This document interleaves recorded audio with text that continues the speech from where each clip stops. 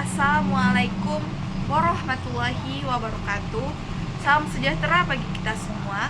Perkenalkan, nama saya Rasya Afiksa Putri dengan NIM 19060024. Pada kesempatan kali ini, saya akan menjelaskan mengenai ringkasan lanjutan dari bab 9 yang video sebelumnya. Materi tentang perkuliahan mata kuliah Ekonomi Pembangunan 2, yaitu dengan judul Transformasi Pertanian dan Pembangunan Perdesaan. Nah, dengan judul tersebut terdapat 3 tema yang akan dibahas. Yang pertama ialah peran penting dari perempuan. Yang kedua, mikroekonomi dari perilaku petani serta pembangunan pertanian. Dan yang ketiga ialah kebutuhan inti dari suatu strategi pembangunan pertanian di perdesaan. Nah, yang pertama mengenai peran penting seorang perempuan. Di benua Afrika, pertanian subsisten masih berlangsung dan sistem perladangan berpindah masih menjadi metode produksi utamanya. Dan pertanian tersebut dikerjakan oleh seorang perempuan. Tugas perempuan lainnya yaitu seperti memindahkan pohon-pohon yang ditebang oleh pihak laki-laki, menaburkan benih atau menanam bibit, menyiangi, menuai panen, serta mempersiapkan hasil tanam guna disimpan atau dihidangkan sebagai makanan keluarganya. Sebuah penelitian terbaru menunjukkan bahwasannya ada kondisi di mana perempuan mengalami kemiskinan waktu. Berbagai hasil studi mengenai alokasi waktu perempuan dalam mengerjakan tugas dan akhirnya mengukuhkan pengakuan betapa besarnya dan pentingnya kontribusi perempuan bagi perekonomian di pedesaan. Pekerjaan perempuan pada rumah tangga berpenghasilan rendah seperti mengelola dan menumbuk gabah mentah, memelihara hewan ternak, memasak, serta merawat anak-anaknya. Peranan perempuan yang paling penting yaitu menjaga keamanan pangan bagi rumah tangganya, yang dicapai melalui penyediaan pendapatan tambahan bagi rumah tangga, diverifikasi sumber pendapatan rumah tangga dan pemeliharaan hewan ternak guna menambah aset rumah tangganya. Produksi sayuran untuk konsumsi rumah tangga membantu melindungi kestabilan keperluan dalam rumah tangganya. Investasi keuangan risikonya cukup tinggi saat penyediaan kredit serta sumber daya tidak ada lagi atau tidak tersedia lagi, dan mengurangi keragaman pendapatan rumah tangga biasanya mengharuskan rumah tangga memilih metode produksi yang kurang efisien sehingga mengurangi pendapatan rata-rata. Perempuan biasanya lebih suka mempertahankan modal kegiatan ekonomi pertanian yang tradisional. Kebanyakan program pemerintah masih meminggirkan perempuan. Dan hal ini terjadi karena kurangnya jaminan yang dimiliki oleh perempuan. Guna memperoleh jaminan atau adanya pelarangan mendapatkan hak milik ataupun melakukan transaksi keuangan tanpa seizin dari suaminya. Setelah berbagai macam hambatan negara, pendapatan perempuan dianggap sebagai ancaman bagi otoritas laki-laki. Komponen perempuan dalam proyek-proyek pembangunan hanya sebatas program peningkatan kesejahteraan yang gagal. Guna memperbaiki kesejahteraan ekonomi proyek ini, hanya laki-laki yang mendapatkan imbalannya. Akan tetapi, perempuan tidak mendapatkan imbalan seperti laki-laki tersebut.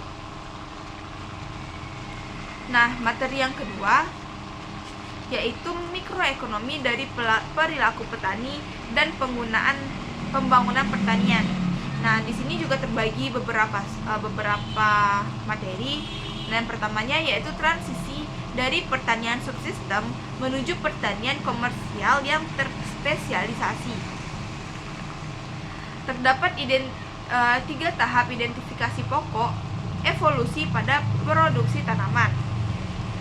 Yang pertama ialah usaha tani yang sebagian besar bersifat subsistem murni dan berproduksi rendah, terlihat seperti di benua Afrika. Nah, yang kedua ialah pola pertanian keluarga campuran atau terdiversifikasi. Sebagian kecil hasil untuk konsumsi pribadi dan sebagian besarnya dijual ke sektor komersial, terlihat di benua Asia. Nah, yang ketiga ialah pertanian modern, di mana berkecimpung dalam pertanian berspesialisasi yang ditunjukkan bagi pasar komersial. Nah, yang ini dapat kita lihat di negara maju dan ditemukan di beberapa kota di negara berkembang di penduduk perkotaan tersebut. Modernisasi pertanian dalam ekonomi pasar campuran di negara berkembang dijelaskan sebagai proses transisi yang berlangsung secara bertahap, akan tetapi berkelanjutan, yaitu pola subsistem menjadi sistem pertanian terdiversifikasi dan terspesialisasi. Transformasi pertanian tradisional semakin mengadaptasikan struktur pertanian dalam rangka memenuhi tuntunan produksi yang lebih besar. Perubahan tersebut mempengaruhi struktur sosial, politik, dan kelembagaan masyarakat perdesaan. Tanpa adanya perubahan, pembangunan pertanian akan terus tertinggal jauh dan memperbesar adanya ketimpangan. Materi yang kedua ialah mengenai pertanian subsistem, yaitu menghindari risiko, ketidakpastian, serta upaya mempertahankan kelangsungan hidup. Adanya keterbatasan curah hujan, apropriasi lahan, dan kehadiran rentenir merupakan sumber kekhawatiran para petani. Hal ini takut mengenai kelangsungan hidup mereka. Sebagian besar pendapatan tunai yang diperoleh para petani justru berasal dari upah pekerjaan non-pertanian. Terdapat beberapa gagasan mengenai ekonomi pertanian subsistem yang dibahas oleh teori 2 faktor neoklasik mengenai produksi, di mana lahan atau modal bersifat tetap, tenaga kerja merupakan input variabel, dan keuntungan dimaksimalkan. Menurut teori standar, setiap unit usaha pertanian rasional yang mencari laba selalu memilih metode produksi yang meningkatkan output dengan biaya tertentu. Ketika akses informasi tidak sempurna, maka biaya transaksi untuk memperoleh informasi tersebut menjadi mahal, dan karena ketidakpastiannya harga, menyebabkan petani sering menghadapi kemiskinan, menghadapi kemungkinan harga, disertai dengan akses kredit dan asuransi yang terbatas. Kondisi ini tidak kondusif bagi para perilaku yang diasumsikan oleh neoklasik, dan dapat menjelaskan perilaku petani miskin yang menghindari risiko, termasuk hak mereka yang dalam membeli dan menggunakan input seperti contohnya pupuk.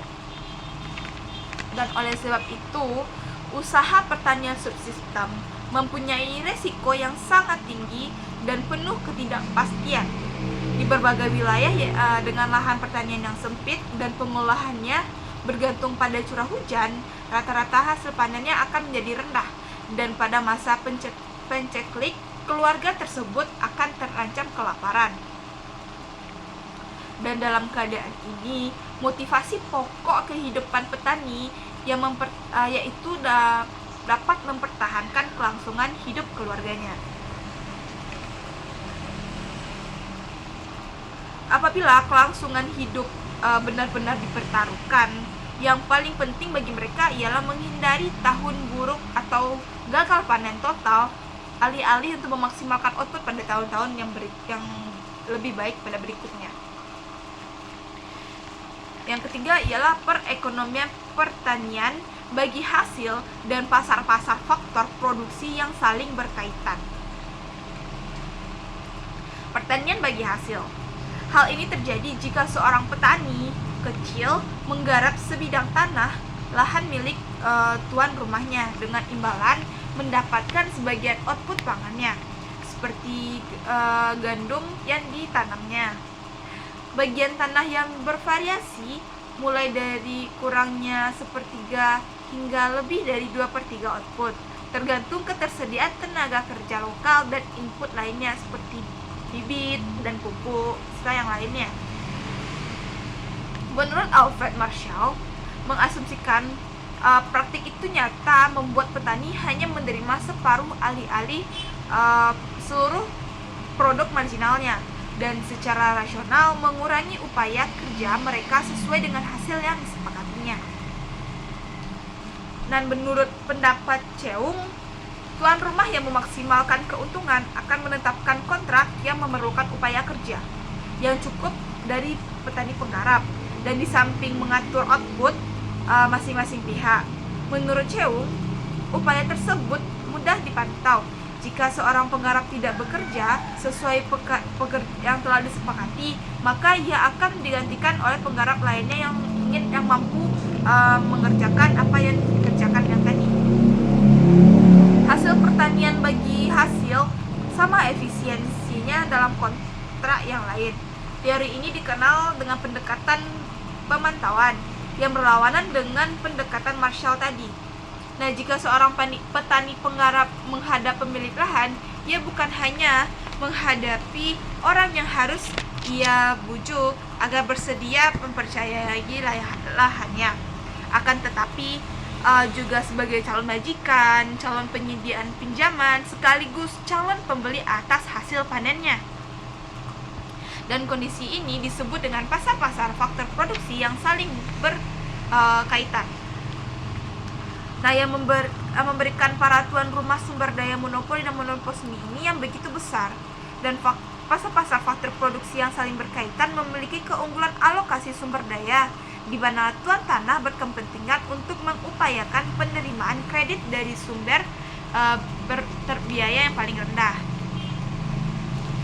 Materi yang keempat, transisi menuju dari pertanian campuran dan terdiversifikasi. Pola pertanian terdiversifikasi atau pertanian campuran merupakan tahap perantara yang dilalui dalam proses transisi dari para produksi subsistem menjadi produksi terspesialisasi. Nah, dalam tahap ini tanaman pangan pokok tidak mendominasi output pertanian, dan jenis tanaman komersial baru seperti buah-buahan dan sayur-sayuran serta piretrom yang sudah ditanami dan disertai ternak sederhana. Pola pertanian terdiversifikasi dapat menimbulkan dampak gagal panen tanaman pangan pokok dan memberi jaminan pendapatan yang seharusnya tidak pernah ada. Nah, terdapat bukti dari berbagai negara seperti negara Kolombia, India, Nigeria, Meksiko, Filipina, Thailand, dan lainnya telah memperlihatkan bahwa dalam kondisi yang layak, petani kecil yang responsif terhadap berbagai insentif dan peluang ekonomi serta akan melakukan perubahan radikal atas apa yang mereka hasilkan serta cara mereka menghasilkannya. Di benua Afrika, kurangnya informasi sering menjadi hambatan. Akan tetapi, petani belajar dari satu sama lain ketika tanaman baru dan teknik pertanian baru diperkenalkan di ranah lokal mereka. Dan yang terakhir ialah dari divergensi ke spesialis, yaitu pertanian komersial modern. Pertanian terspesialisasi mempresentasikan tahapan final dan termaju dari kepemilikan individu dalam perekonomian pasar campuran. Pola pertanian terspesialisasi ini, pengadaan lahan, bahan pangan untuk keperluan keluarga dan sejumlah surplus yang dapat dijual tidak lagi menjadi tujuan pokok mereka. Dan kriteria keberhasilannya yaitu keuntungan komersial dan hasil maksimum per hektar lahan yang didapat dari sumber alamiah dan sintesis menjadi objek dari kegiatan pertanian. Dalam aspek tertentu, pertanian terspesialisasi tidak berbeda dalam konsep ataupun operasi perusahaan industri besar. Beberapa operasi pertanian terspesialisasi besar di negara maju dan di negara berkembang dimiliki serta dikelola oleh perusahaan korporasi agrobisnis multinasional. Benua Afrika sampai sekarang masih didominasi dengan pertanian keluarga campuran yang berskala kecil dan berbasis subsistem. Transisi menuju komersial mungkin sulit dicapai karena bergantung pada penyelesaian masalah yang bersifat jangka pendek dan menengah. Dan materi yang ketiga ialah kebutuhan inti dari suatu strategi pembangunan pertanian dan perdesaan, yaitu perbaikan pertanian berskala kecil. Yang pertama, teknologi dan inovasi. Terdapat dua sumber inovasi teknologi yang meningkatkan hasil pertanian, tetapi hal tersebut menimbulkan dampak negatif terhadap pembangunan pertanian. Nah, yang pertama ialah pengenalan mekanisme guna menggantikan tenaga kerja manusia. Pengenalan mesin menghambat tenaga kerja memberi dampak dramatis pada volume output per pekerja. Namun, pada daerah negara yang sedang berkembang, di mana luas lahan relatif sempit, modal langka, dan tenaga kerja berlimpah, pengenalan teknik mekanisasi yang canggih sering tidak sesuai dengan lingkungan fisik yang ada dan akan menyebabkan pertambahannya pengangguran desa. Impor mesin yang besar membutuhkan lahan yang luas serta memperparah kemiskinan dan pengangguran. Dan yang kedua ialah inovasi biologis, pengaturan air, kimiawi. Hal ini seolah-olah menambah lahan dengan memperbaiki kualitas lahan yang ada dengan meningkatkan hasil panen per hektar. Terdapat risiko penurunan permukaan air tanah. Nah, selanjutnya ialah kebijakan kelembagaan dan harga, yaitu menyediakan insentif ekonomi yang diperlukan. Lembaga sosial serta kebijakan ekonomi pemerintah yang menyertai pengenalan metode pertanian tersebut ke perekonomian ke desa seringkali tidak memiliki skala netral. Para petani berskala besar memperoleh kredit berbunga dari pemerintah, sementara petani kecil hanya meminjam uang dari para rentenir. Ranah krisis lain berkaitan dengan penetapan harga komoditas pertanian, terutama biji-bijian serta pangan pokok lainnya. Pemerintah dan negara sedang berkembang dalam mengejar pembangunan industri dan perkotaan. Mereka menjaga harga pangan agar tetap rendah dalam penyediaan pangan murah bagi sektor perkotaan modern, sehingga penyediaan bahan pangan lokal terus merosot dan rendah dari tingkat permintaannya. Beradaptasi terhadap peluang baru dan hambatan baru. Salah satu jalan keluar kemiskinan yaitu produktivitas sereal yang tinggi, mewakili sejumlah kecil peluang pertanian. Peluang terbaiknya menjual ke pasar perkotaan yang sedang berkembang.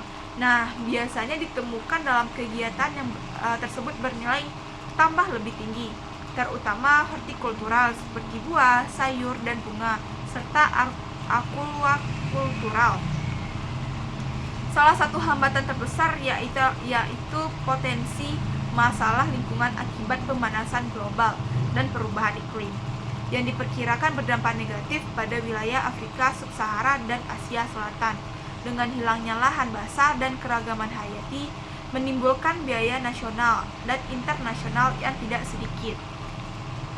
Nah, yang terakhir mengenai syarat-syarat pembangunan desa. Yang pertama, reformasi pertahanan. Hal ini biasanya meliputi redistribusi hak-hak kepemilikan dan ataupun penggunaan lahan dari pemilik lahan besar kepada petani pembudidaya yang memiliki kepemilikan terbatas atau tidak memiliki lahan. The Economist Commission for Latin America menegaskan bahwa reformasi pertahanan merupakan prasyarat bagi kemajuan pertanian dan pedesaan yang bertujuan mengentaskan kemiskinan.